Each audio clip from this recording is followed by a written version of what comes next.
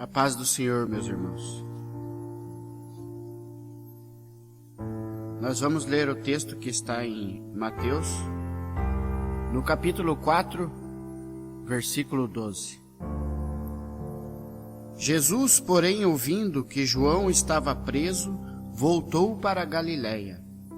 E deixando Nazaré, foi habitar em Cafarnaum, cidade marítima, nos confins de Zebulon e Naftali, para que se cumprisse o que foi dito pelo profeta Isaías, que diz: a terra de Zebulon e a terra de Naftali, junto ao caminho do mar, além do Jordão, a Galiléia das nações. E o povo que estava sentado em trevas viu uma grande luz. E aos que estavam assentados na região e sombra da morte, a luz raiou. Desde então, começou Jesus a pregar e a dizer: arrependei-vos, porque é chegado o reino dos céus. Mateus, do capítulo 4, dos versículos 12 até o 17. Mateus é uma testemunha ocular dos fatos, o evangelista que deixa mais claro e sensível este início do ministério de Jesus. Dos 3 livros sinóticos que eu pesquisei, orientado pelo Divino Espírito Santo, este é o de maior sensibilidade, considerado de minha parte em meditação da palavra do Senhor. Jesus é um rei menino, considerando-se que dentro das improbabilidades nasce o Salvador. Uma explicação sobre improbabilidades do nosso mundo de hoje, que eu lembro assim de momento, seria do próprio Bill Gates, que de uma garagem, uma sociedade com Paul Allen, o Bill Gates se tornou o homem mais rico do mundo. Um exemplo que nós temos aqui no Brasil é o empresário Abravanel, o Silvio Santos, que vendendo carteiras plásticas para documentos, conseguiu ser um dos mais fortes empresários das mídias faladas, escritas e também da TV. Isso seriam improbabilidades, mas existem. Então, voltando ao assunto, era muito improvável aos judeus, ao povo de Israel, que o rei Messias, citado por Isaías do Antigo Testamento, nascesse no meio da pobreza, da prostituição, dos pecadores. Eles esperavam alguém que nascesse de uma linhagem, um rei, mas Deus é surpreendente. Ele faz nascer a vitória, o rei, o Messias, onde não existe probabilidades humanas. Mas ele capacita quem ele quer, para ser o que ele quer. As chances de Jesus ser o Messias eram improvável.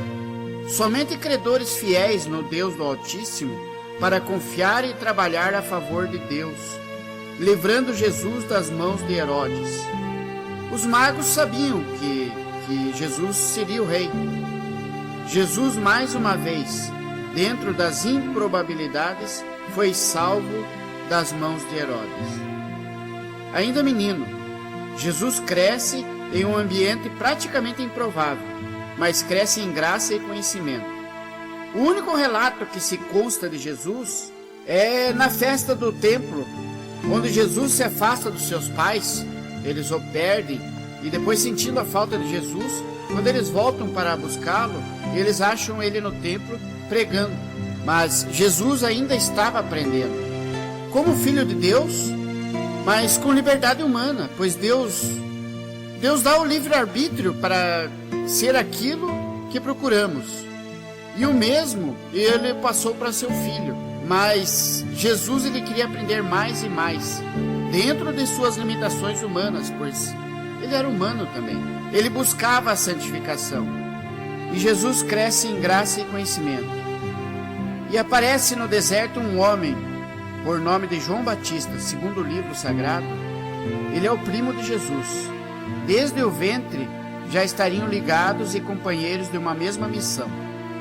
Filhos do impossível. Não havia probabilidades de ambos nascerem. Jesus, filho de uma virgem, João, filho de pais passados em anos, de paternidade, pois eram velhos. João já sabia da sua missão, pois também revelado por profetas do Antigo Testamento, ele era quem prepararia o caminho para o Salvador da humanidade. Malaquias 3:1: Eis que eu envio o mensageiro, preparará o caminho diante de mim, e de repente virá o seu templo, o Senhor, a quem vós buscai, e o mensageiro da aliança, a quem vós desejais. E eis que ele vem, diz o Senhor dos Exércitos. Em Isaías também, Isaías 40, tem: voz que clama no deserto, preparai o caminho do Senhor, endireitai no ermo vereda a nosso Deus. Então João Batista, ele já era profetizado no passado. E João Batista dizia no deserto: arrependei-vos, porque é chegado o reino dos céus. Porque este é o anunciado pelo profeta Isaías: vós que clama no deserto, preparai o caminho do Senhor. E Jesus vai à procura de João Batista, para ser batizado junto ao rio Jordão. Mas João não se achava digno de batizá-lo. E Jesus dizia: assim nos convém cumprir toda a justiça. E batizado que foi Jesus, quem estava ali certamente ficou maravilhado com a presença do Espírito Santo. E uma voz que vinha dos céus e dizia: este é meu filho amado, a quem me comprazo. A partir daquele momento, toda a prova do que Jesus aprendera sobre o Pai estava sobre ele. No deserto, em jejum por 40 dias e noite, com fome, Satanás entra na fraqueza de Jesus. És tu o Filho de Deus? Então manda que estas pedras se tornem pão. E Jesus dizendo: nem só de pão viverá o homem, mas da palavra que sai da boca de Deus. E do alto do templo, Satanás diz: lança-te daqui. Algo do improvável também acontece nesse texto. Acontece que Satanás recita o Salmo 91, o versículo 11. E é por isso que devemos estar atentos e vigilantes. Irmãos, o diabo usa fontes divinas para te afogar no lamaçal. Satanás diz: porque a teus anjos dará ordens a teu respeito. E Jesus também disse: também está escrito: não tentarás o Senhor teu Deus. Está em Deuteronômio, capítulo 6, no versículo 6. Onde Jesus esteve antes dos 30 anos? Estava crescendo em graça e conhecimento. Ele também estava aprendendo a palavra de Deus. E Satanás leva Jesus a um morro alto e mostra todos os reinos e diz: tudo isto te darei, glória, riqueza, é só me adorar. E disse Jesus: só adorarás ao Senhor teu Deus, e só a Ele servirás. E o diabo viu que não tinha jeito, e veio os anjos servir a Jesus. O evangelista Mateus escreve o que é de extrema importância para o evangelismo. Nesse tempo, entre esses capítulos 11 e 12, João relata sobre as bodas de Caná, o incidente no templo, das vendas de animais no templo, que Jesus pedia que respeitasse o templo.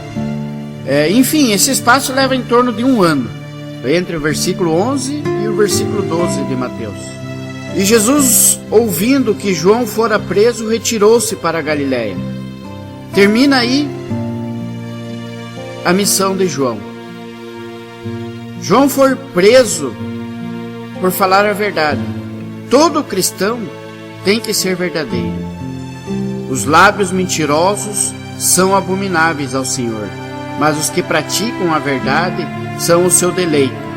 Provérbios 12, 22. João disse a Herodes: não te é lícito possuir a mulher de seu irmão. Herodes o prendeu por falar a verdade sobre o adultério.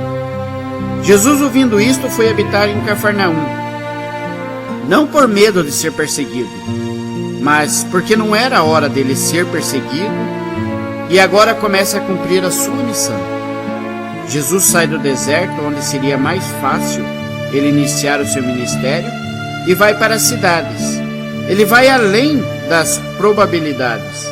Sai do judaísmo para o paganismo. Aquela região dominada pelo exército assírio, que faziam muita confusão entre os povos. Ali havia todo tipo de religiões.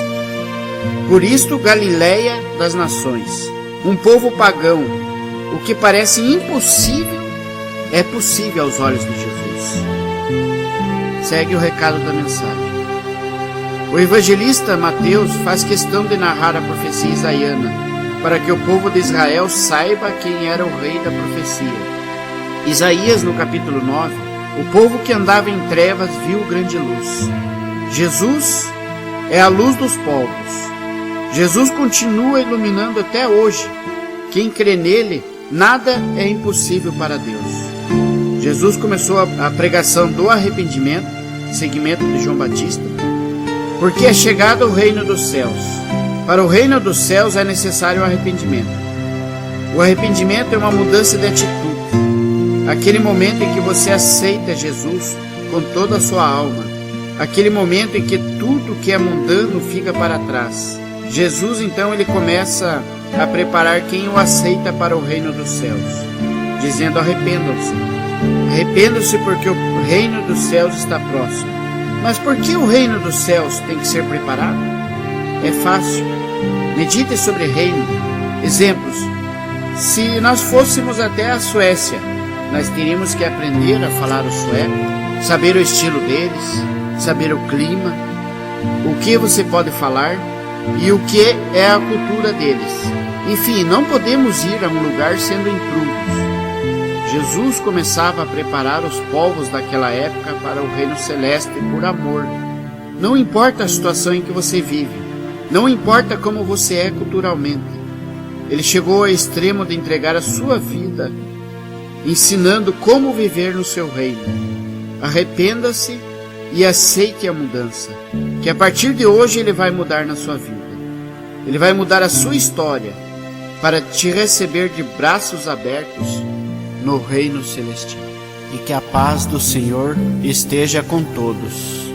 Amém.